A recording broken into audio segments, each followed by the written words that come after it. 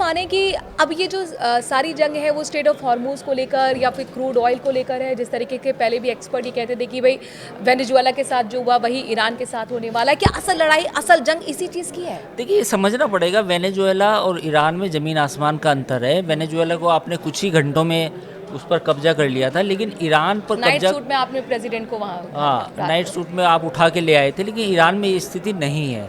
Iran के पास 10 से 12 लाख की पैदल आर्मी है, यानी कि 12 लाख लोग उसके आईआरजीसी के हैं। तो अगर आप बूट्स ऑन द ग्राउंड भी करेंगे, अगर आप अपने सैनिकों को, यूएस मरीन्स को आप ईरान के अंदर दाखिल भी करेंगे, एम्फीबियस मोड से भी जाएंगे, तो भी वहाँ 10 से 12 लाख जो आईआरजीसी के जो सैनिक हैं, जो सोल्जर्स हैं, आपको उनसे सामना करना पड़ेगा।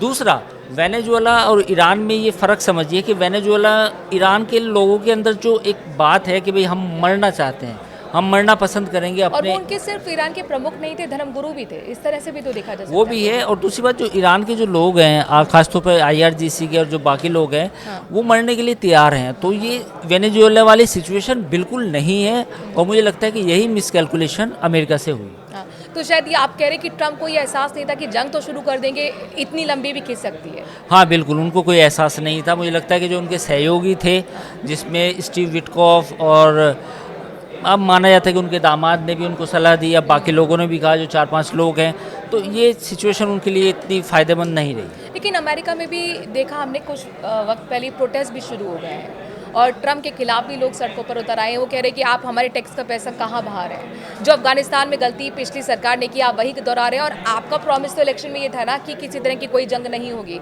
हमारे सैनिक नहीं जाएंगे कहीं भी जान गंवाने के लिए।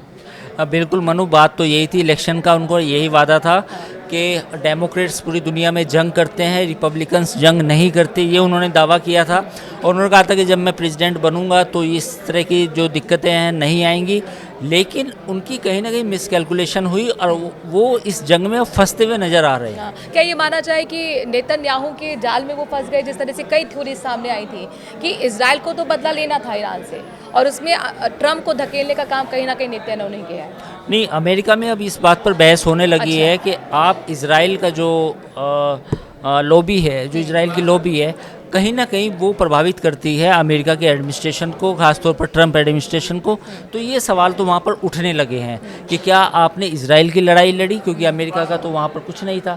दूसरी बात ये भी है कि अगर अप्रूवल रेटिंग्स की बात करें डोनाल्ड ट्रंप की, तो वो भी घटकर 15% पर आ गई है, एक रिसेंट सर्वे में ये कहता है। तो पॉइंट ये है कि कहीं ना कहीं जो इजरायली लॉबी थी उसका असर तो कहीं ना कहीं एडमिनिस्ट्रेशन पे था, और ये अब इस तरह के आरोप और चर्चा होने लगी है। तो ट्रंप के नज़दीकी भी हैं, उन्होंने भी पॉडकास्ट में ये बात कहीं ना कहीं कही थी कि नेतन्याहू के जाल में कहीं ना कहीं ट्रंप फंस गए हैं, और ये जो स्थिति है वो अमेरिका के लिए सही नहीं है, इकोनॉमिकली भी सही नहीं है। टैरिफ वॉर हमने देखा, उसकी वजह से लोग वहाँ के नाराज़ थे, व्यापारी वहाँ पर नाराज़ थे, और अभी एक युद्ध जो कि कहते हैं अनावश्यक तरीके का ये युद्ध था, जिसकी ज़रूरत अमेरिका को कहीं से नहीं दिखती है, वो अब यहाँ पर ट्रंप लेकर आए हैं। लेकिन आगे अब जो हुआ वो दिख रहा है, मौजूदा हालात से हम लोग सभी वाकिफ हैं। 18 दिन बीत चुके हैं, जंग खत्म नहीं हो रही है, बल्कि अब ये और भी विनाशकारी और भयानक दौर पे पहुंच गई है। किन किन सेक्टर्स पे सबसे ज़्यादा असर पड़ेगा, अगर आम लोग इसे समझने की कोशिश करें? देखिए, शेयर बाज़ार दुनिया का कहीं भी हो उस पर असर पड़ेगा। आप भारतीय शेयर बाज़ार की बात कर लें या दुनिया के और बाकी शेयर बाज़ार की बात कर लें। दूसरा, एनर्जी प्राइसेस बढ़ने का असर, कच्चे तेल का इस्तेमाल पेट्रोकेमिकल्स में और बाकी जो और केमिकल इंडस्ट्री है उसमें भी होता है, तो वहाँ भी एक असर देखने को मिलेगा। और तीसरी बात ये है कि रिफाइनरीज़ को अगर नष्ट किया जाता है और अगर उनमें ज़्यादा डैमेज होता है तो उसमें 3 से 4 साल और 5 साल और मैक्सिमम 10 साल तक लगते हैं।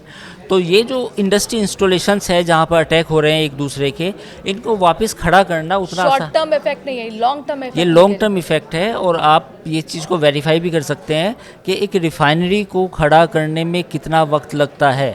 एक रिफाइनरी में अगर माइनर डैमेज हो तो 1 से 2 साल लगते हैं, थोड़ा सा और उससे ज़्यादा डैमेज हो तो 5 साल लगते हैं, और अगर रिफाइनरी पूरी तरह बर्बाद कर दी जाए, चाहे वो LNG की हो या क्रूड की हो या ऑयल की हो, तो उसको 10 साल लगते हैं। तो ये चीज़ें इतनी आसान नहीं है जितनी आसान समझी जा रही है। चीज़ों को नष्ट करना बहुत आसान है, लोगों को ये समझना कि ईरान में अटैक हो रहा है, हमें कोई दिक्कत नहीं है, तो ऐसा नहीं है। जहाँ जहाँ अटैक होता है उसका असर, अब पूरी दुनिया ग्लोबलाइज्ड है, जो भी गल्फ कंट्रीज़ में गैस पैदा होती है, तेल पैदा होता है, वो पूरी दुनिया इस्तेमाल करती है। सोना आता है इनफैक्ट हमारे यहाँ। हाँ, हाँ, तो रॉ मटेरियल जितने भी वहाँ से आ रहे हैं तो जाहिर तौर पर उनकी कीमत बढ़ सकती है आने वाले समय में, और महंगाई आपको देखने को मिलेगी। लेकिन यहाँ पर एक चीज़ मैं आपसे और समझना चाहूँगी अंकुर जी, जिस तरीके के हालात इस वक्त बने हुए हैं, क्या ये यूक्रेन और जो रूस का हमने जंग देखा 3 सालों से चल रहा है, उतना लंबा जाएगा, या आपको लगता है कि कहीं ना कहीं अब ये जाके ठहरेगा?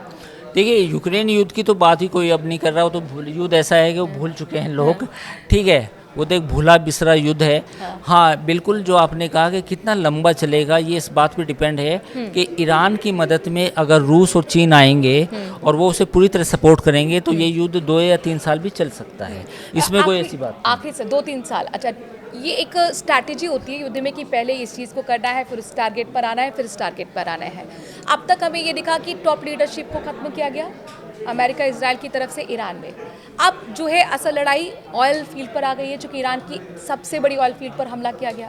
तो ये अब नेक्स्ट स्टेप क्या होगा, या फिर अगर ये ऑयल फील्ड पर हमला कर रहे हैं तो उसके पीछे की क्या रणनीति है, क्या पर्पस है? मुझे लगता है कि इसमें एक ब्रेक थ्रू आ सकता है, क्योंकि अगर गल्फ कंट्रीज़ की आज मीटिंग है जीसीसी की, तो जीसीसी की मीटिंग के बाद उन्होंने ईरान से कहा है कि आप अपने हमले ना करें, वरना हमें भी कड़ा जवाब देना पड़ेगा। We have right to retaliate. तो रिटेलिएट कर सकते हैं? हाँ कर सकते हैं, लेकिन मुझे लगता है कि अगर जीसीसी अमेरिका को या इजराइल को समझाएं कि आप इस लड़ाई को आगे लंबा ना खींचें, साथ ही ईरान भी इस बात पे राजी हो, तो एक ब्रेक थ्रू आ सकता है। लेकिन मुझे लगता है कि ईरान अभी इसको 5-7 दिन या 1-2 हफ्ते और खींचना चाहता है, ज़्यादा डैमेज देना चाहता है। और ईरान की तरफ से जो बयान आ रहे हैं उसमें साफ तौर पे कहा गया है कि हम इस बार सबक सिखाना चाहते हैं। सबक इन द सेंस कि ये जो थ्रेट है अमेरिका इजराइल की गल्फ रीजन में, हम इसको परमानेंटली ख़त्म करना चाहते हैं। तो मुझे लगता है कि अभी ईरान 1-2 हफ्ते की जंग के मूड में अभी और है।